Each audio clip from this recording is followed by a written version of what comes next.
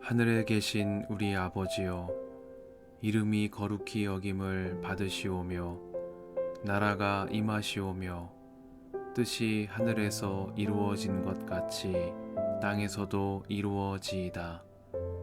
오늘 우리에게 일용할 양식을 주시옵고 우리가 우리에게 죄 지은 자를 사하여 준 것 같이 우리 죄를 사하여 주시옵고 우리를 시험에 들게 하지 마시옵고 다만 악에서 구하시옵소서. 나라와 권세와 영광이 아버지께 영원히 있사옵나이다. 아멘.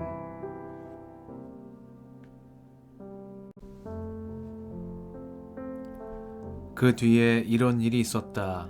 이스라엘 사람 나봇이 이스라엘 땅에 포도원을 하나 가지고 있었는데 그 포도원은 사마리아의 왕 아합의 궁 근처에 있었다. 아합이 나봇에게 말하였다. 그대의 포도원이 나의 궁 가까이에 있으니 나에게 넘기도록 하시오. 나는 그것을 정원으로 만들려고 하오. 내가 그것 대신에 더 좋은 포도원을 하나 주겠소. 그대가 원하면 그 값을 돈으로 계산하여 줄 수도 있소. 나봇이 아합에게 말하였다. 제가 조상의 유산을 임금님께 드리는 일은 주님께서 금하시는 불경한 일입니다. 아합은 이스라엘 사람 나봇이 그 포도원을 조상의 유산이라는 이유로 양도하기를 거절하였으므로 마음이 상하였다. 화를 내며 궁으로 돌아와서 침대에 누워 얼굴을 돌리고 음식도 먹지 않았다. 그러자 그의 아내 이세벨이 그에게로 와서 무슨 일로 그렇게 마음이 상하여 음식까지 들지 않는지를 물었다. 왕이 그에게 대답하였다. 내가 이스라엘 사람 나봇에게 그의 포도원을 내게 넘겨주면 그 값을 돈으로 계산해 주든지 그가 원하면 그 대신 다른 포도원을 주든지 하겠다고 했는데 그는 자기의 포도원을 내게 줄 수가 없다고 하였소. 그 때문이오. 그러자 그의 아내 이세벨이 그에게 말하였다. 당신은 현재 이스라엘을 다스리는 임금님이 아니십니까? 일어나셔서 음식을 드시고 마음을 좋게 가지십시오. 내가 이스라엘 사람 나봇의 포도원을 임금님의 것으로 만들어 드리겠습니다. 그런 다음에 이세벨은 아합의 이름으로 편지를 써서 옥새로 인봉하고 그 편지를 나봇이 살고 있는 성읍의 원로들과 귀족들에게 보냈다. 그는 편지에 이렇게 썼다. 금식을 선포하고 나봇을 백성 가운데 높이 앉게 하시오. 그리고 건달 두 사람을 그와 마주 앉게 하고 나봇이 하나님과 임금님을 저주하였다고 증언하게 한 뒤에 그를 끌고 나가서 돌로 쳐서 죽이시오. 그 성 안에 살고 있는 원로들과 귀족들은 이세벨이 편지에 쓴 그대로 하였다. 그들은 금식을 선포하고 나봇을 백성 가운데 높이 앉게 하였다. 건달 둘이 나와서 그와 마주 앉았다. 그리고 그 건달들은 백성 앞에서 나봇을 두고 거짓으로 나봇이 하나님과 임금님을 욕하였다 하고 증언하였다. 그렇게 하니 그들은 나봇을 성 바깥으로 끌고 가서 돌로 쳐서 죽인 뒤에 이세벨에게 나봇이 돌에 맞아 죽었다고 알렸다. 이세벨은 나봇이 돌에 맞아 죽었다는 소식을 듣고 곧 아합에게 말하였다.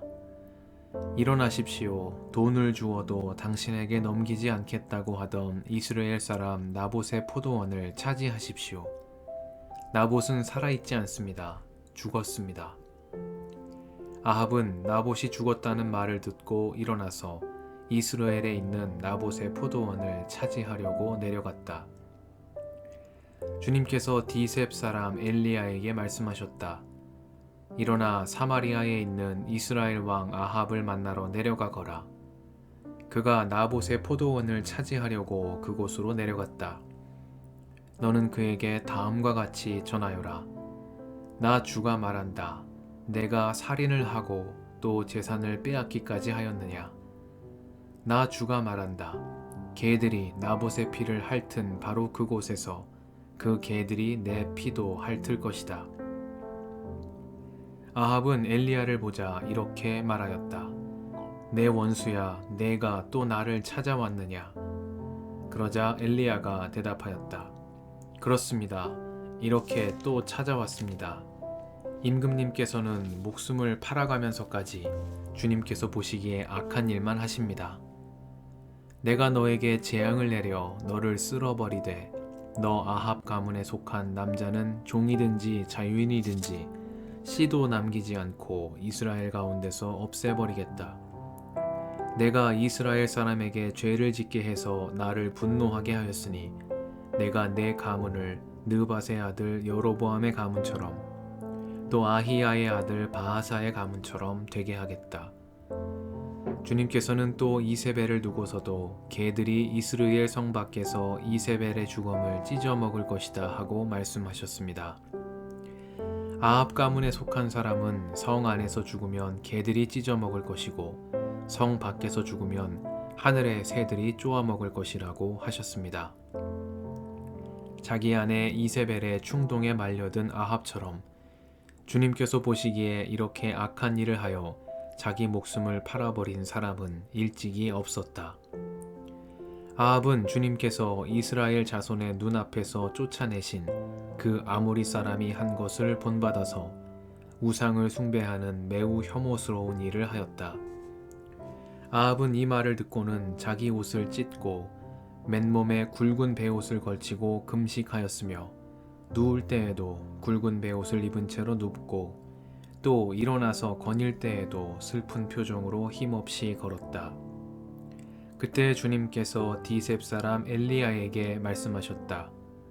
너는 아합이 내 앞에서 겸손해진 것을 보았느냐? 그가 내 앞에서 겸손해졌기 때문에 나는 그가 살아있는 동안에는 그에게 재앙을 내리지 않고 그의 아들 댁에 가서 그 가문에 재앙을 내리겠다.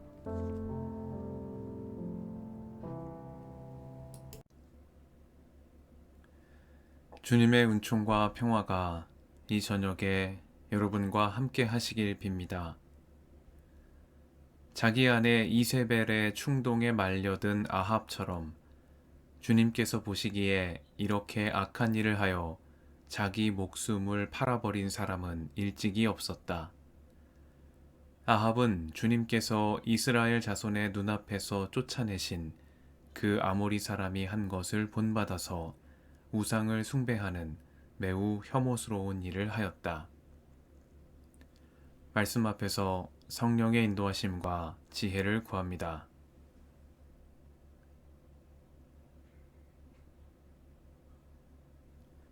열왕기상 21장은 아합 임금과 그의 부인 이세벨이 벌인 악행, 그리고 이에 대한 하나님의 심판의 말씀을 전합니다. 지금까지 열왕기는 아합의 우상 숭배를 그의 죄악으로 지적해온 반면 그가 자기 백성을 억압하고 백성의 재물을 탈취하는 억압적인 임금이었다는 평가는 내리지 않고 있었습니다. 그러나 오늘 본문은 아합 임금이 우상 숭배의 죄를 범했을 뿐만 아니라 자신의 사사로운 욕심을 채우기 위해 무고한 백성에게 죄를 뒤집어 씌워 그를 억울한 죽음에 이르게 하고 그의 유산을 탈취한 악한 임금이었다는 이야기를 전하고 있습니다. 유명한 나봇의 포도원 이야기입니다. 아합 임금은 왕궁 근처 나봇의 포도원이 있는 자리에 정원을 만들고 싶었습니다. 자기를 위한 정원을 갖고 싶었던 아합은 나봇에게 그 포도원을 팔라고 제안했습니다. 그러나 나봇은 제가 조상의 유산을 임금님께 드리는 일은 주님께서 금하시는 불경한 일이라고 말하며 아합의 제안을 거절했습니다. 율법은 주님께서 기업으로 주신 조상의 유산에 대한 매각을 금하고 있기 때문입니다. 아합 역시 이러한 관습법을 알고 있었고 또한 억압적으로 백성의 땅을 탈취하는 일은 이스라엘 왕도에 어긋나는 일이라는 사실도 잘 알고 있었습니다. 모세의 율법은 이스라엘의 왕도를 전하며 마음이 교만해져서 자기 결례를 업신여기는 일이 없어야 하며 계명을 떠나서 좌로나 우로나 치우치지 말아야 한다고 전합니다. 나봇의 포도원이 갖고 싶었으나 어찌할 수 없었던 아합은 몸져 눕다시피 했습니다. 그는 마음이 상하여 자기 궁으로 돌아와 침대에 누워 얼굴을 돌리고 음식도 먹지 않았다고 열왕기는 전합니다. 그러자 이 모습을 본 아합의 아내 이세벨이 나서서 말합니다. 당신은 현재 이스라엘을 다스리는 임금님이 아니십니까? 일어나셔서 음식을 드시고 마음을 좋게 가지십시오. 내가 이스라엘 사람 나봇의 포도원을 임금님의 것으로 만들어 드리겠습니다. 시돈 왕 엣바알의 딸인 이세벨은 페니키아 출신의 이방 여인이었습니다. 그렇기에 이세벨은 이스라엘 임금의 이러한 소극적인 태도를 이해하지 못했습니다. 임금이라 할지라도 백성 위에 군림하지 못하며 율법의 가르침을 따라 하나님 앞에서 겸손한 임금이 되어야 한다는 모세의 율법이 전하는 이스라엘의 왕도가 페니키아 출신의 왕비인 이세벨에게는 낯설고 받아들일 수 없는 요구처럼 들렸기 때문인지도 모르겠습니다. 그래서 이세벨은 아합을 대신해 이방 임금과 같은 행동에 나섰습니다.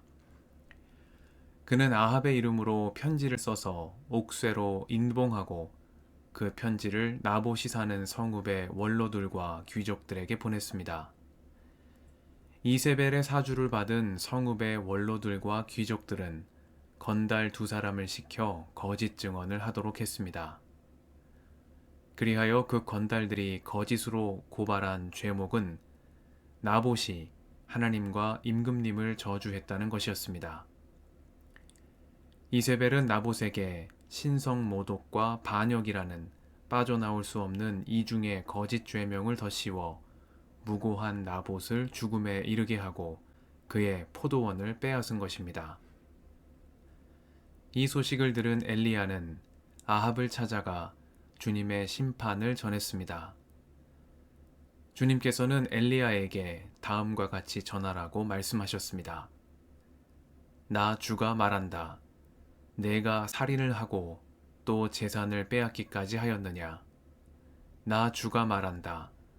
개들이 나봇의 피를 핥은 바로 그곳에서 그 개들이 내 피도 핥을 것이다. 주님은 또한 아합 가문에 속한 사람은 성 안에서 죽으면 개들이 찢어 먹을 것이고 성 밖에서 죽으면 하늘의 새들이 쪼아 먹을 것이라고 하시며 아합과 이세벨에 대한 준엄한 심판의 말씀을 엘리야를 통해 전하셨습니다.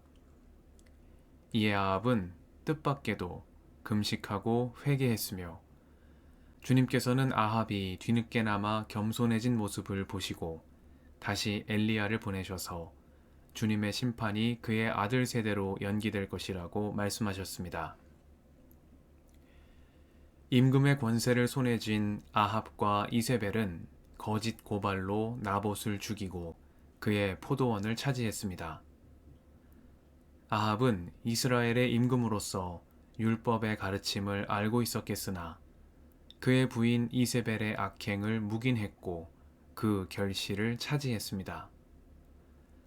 열왕기는 이러한 악행을 벌인 아합과 이세벨을 두고 놀랍게도 자기 목숨을 팔아버린 사람이라고 말합니다. 그들은 무고한 나봇을 죽이고 원하는 것을 손에 넣었으나 성경은 오히려 그들이 이 일로 인해 자기 목숨을 팔아버린 사람이 되고 말았다고 전하고 있는 것입니다.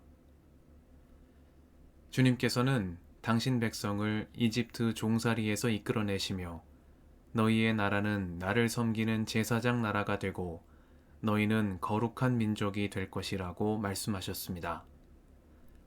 그렇기에 성경이 전하는 임금의 이상은 하나님 앞에서 겸손한 임금이 되는 것입니다. 하나님을 섬기는 겸손한 임금이 되어야 마음이 교만해져서 자기 결례를 업신여기는 일이 없으며 계명을 떠나 좌로나 우로나 치우치지 않는 하나님께서 기뻐하시는 통치자가 될 수 있기 때문입니다.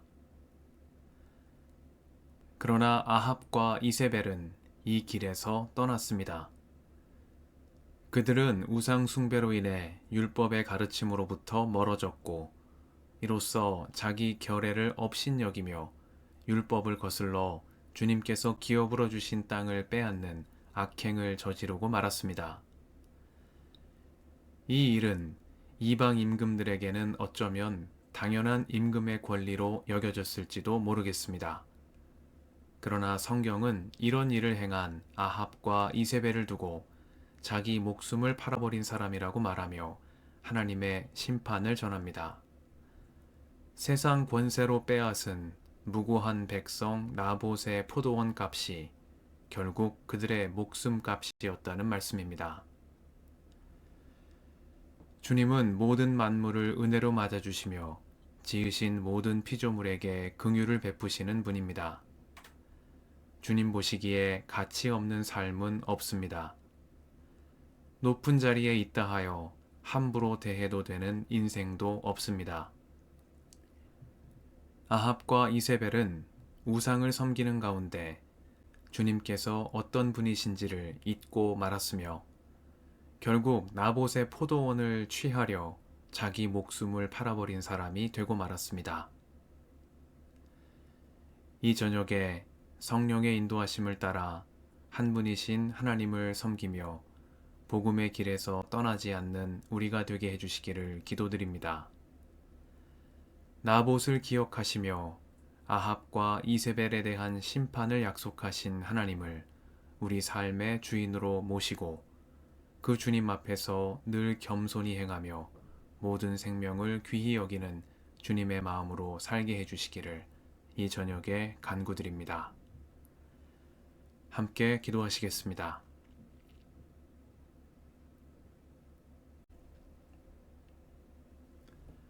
주님, 오늘도 이 저녁을 허락하시니 감사합니다. 모든 만물을 은혜로 맞아주시며 지으신 모든 피조물에게 긍휼을 베푸시는 하나님, 욕심을 위해 자기 목숨을 팔아버린 아합과 이세벨의 길을 떠나 말씀의 인도하심을 따라 복음의 한 길로 나아가는 저희가 되게 하옵소서. 우리의 길과 진리와 생명이신 예수님의 이름으로 기도드립니다. 아멘.